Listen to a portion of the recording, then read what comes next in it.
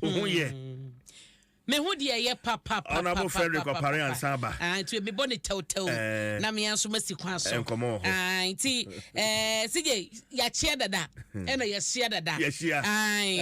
enti mame kwa da bokrata mu na fe ye hwe nsema ho Dr. Baumia Jibabia Vice President Mahmoud Baumia Wajibabia nkoma enra wode to Ghana fo anim enne na nisu odi hunu a wo ba beye wo hwe delegada wo se Baumia akasa Elevi ebekọ ena flat rate regime wode ba foforo no eno so edaha wose eba no private sector we eye golden age mubrenie eno ene se wonya kwanya abaye mampani eye 2025 January ena sa eye nsusue we nyina no ode ebeye adwuma eno achi so so no ebetena so a asoafo ni wo mo abedi akire a ode bedi dwuma no emmro 50 anti 50 no a ena ode omo ebeye adwuma eno eye nsema Dr. Baumia ede atodwa ewo ha delegate animu nie na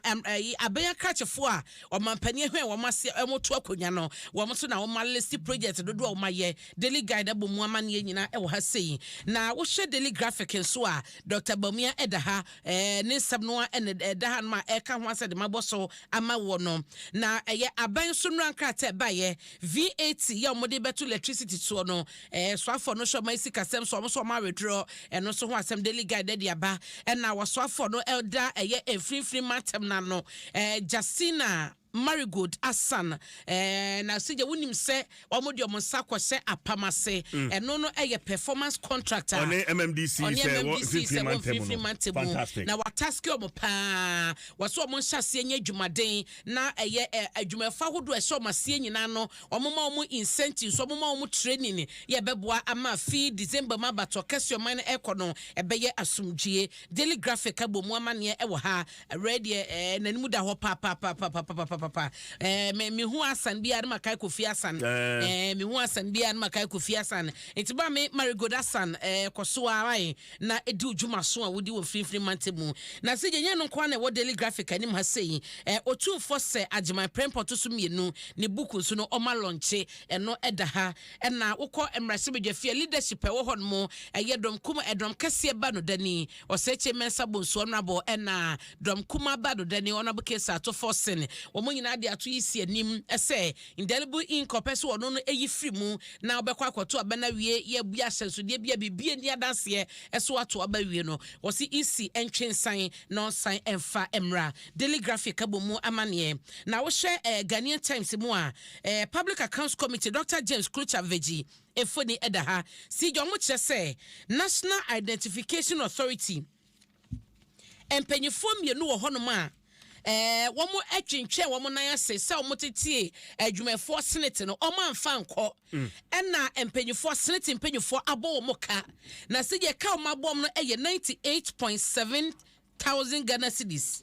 so atiase na sanse ka we no makwa yi wo man no futum no de tua na park se de bida entumi manasa enti no na empanyefo mienu no executive secretary Professor Kenetefa na Reverend Dr. Sebastian Baba Azuma on the director of finance edema NIA park amawo mo enano enafua no makoma eduso mo emfantua sasika wo mamobosome menkansa eso mo fantua sasika na oman na omabo oman ne ka no omofanti oman na oman nyom adwuma yie na edisa penalty ne ebaye nti enyo oman no na wo setua wo man kasa interest asika no eno so Ghanaian Times abomu amane wo ne fa etoso enwotwe na VAT suspension no so no edaha na David Osafadon tiefo ni danim hanma acting Director General National Road Safety Authority na ono so na omanfo mo pasa ene damba ede etu omanim ese omo hye na omo emwo omo na akwansia eso ente ewo no tisije de bokrata do abana minia bema Richard Chei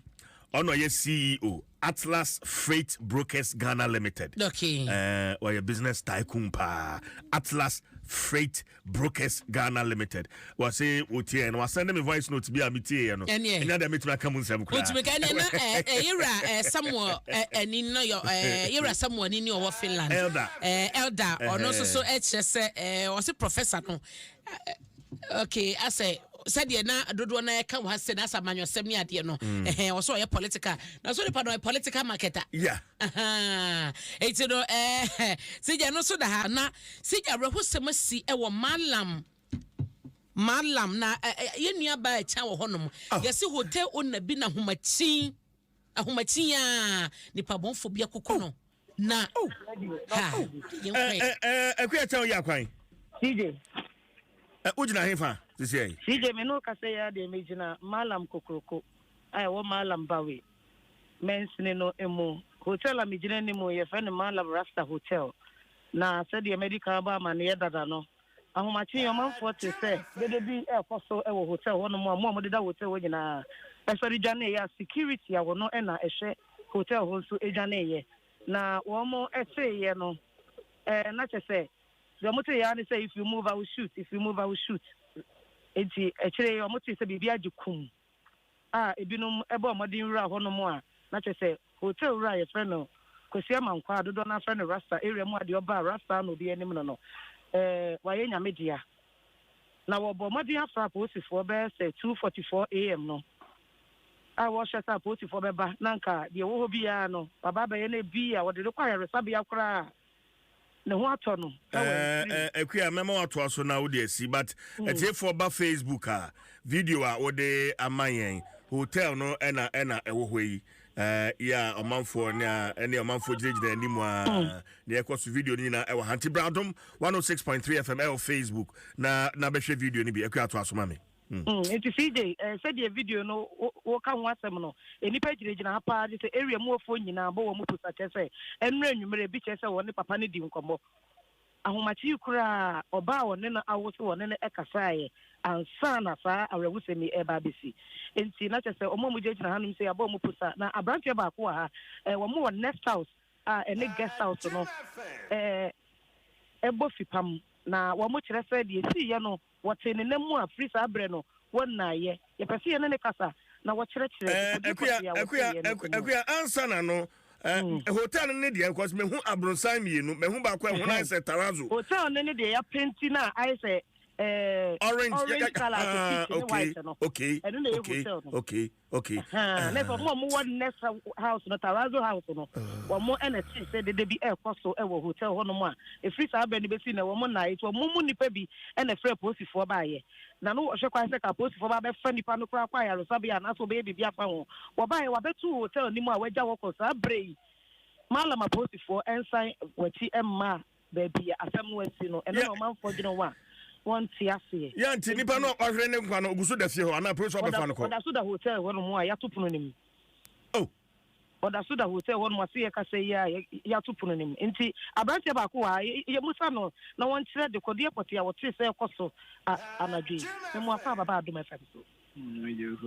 amachi die na wote ye me that them they me see and say if you move I will shoot you, if you move I will shoot you, and I me see the Debbie boom and I ma me be me curtains so me who say no obi at the fence war we fear meeting to me bobo me who is me pay ababi kita ya meeting no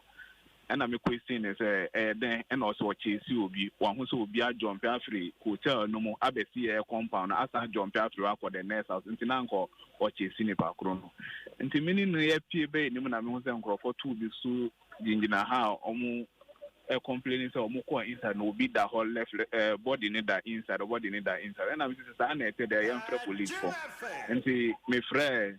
omu number 18555 no so and patrol team ba kumpiki and any omu kasa narrative story ni chiro omu ambedu ntem there may after another people ntem omu be crash here two different police units set no be crash here hati and omu ko inside share there ombeshe and omu lucky gate and say mo obi anko inside so we live next to them say say gina bontia be pim railway omu nyansa omu chimba next CJ what say ya the abanti e kire